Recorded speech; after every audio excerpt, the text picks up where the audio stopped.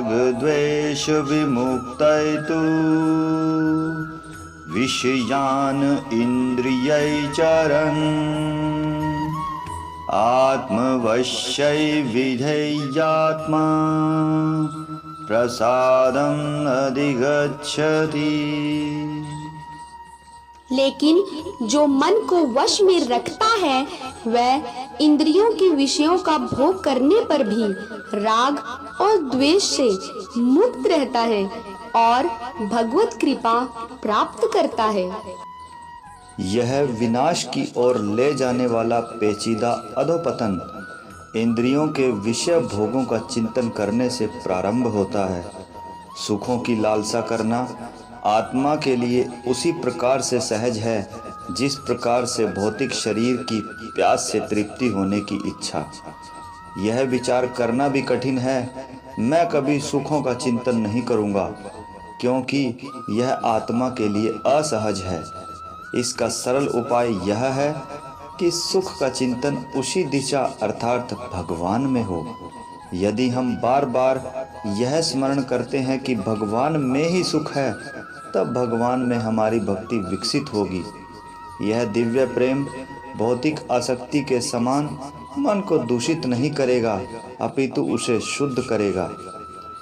भगवान शुद्ध तत्व हैं और जब हम अपने मन को उनमें लीन कर लेते हैं तब मन भी शुद्ध हो जाता है।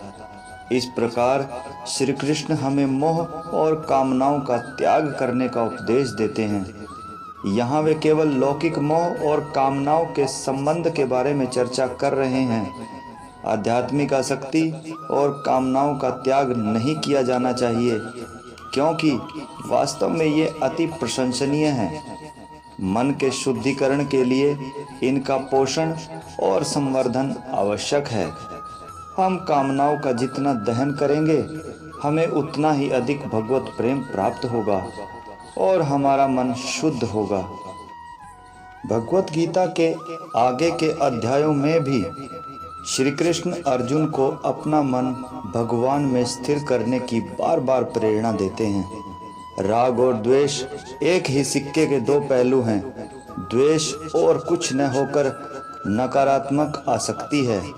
जिस प्रकार से आसक्ति संसार के विषय भोगों को मन में बार बार चिंतन करने से उत्पन्न होती है, उसी प्रकार द्वेष के कारण घृणा मन में प्रविष्ट कर जाती है।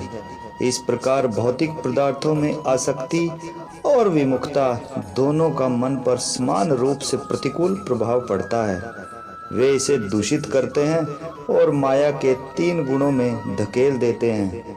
जब मन राग और द्वेष दोनों से मुक्त हो जाता है और भगवान की भक्ति में तल्लीन हो जाता है, तब वह मनुष्य भगवान की कृपा प्राप्त कर अनंत दिव्य सुख प्राप्त करता है।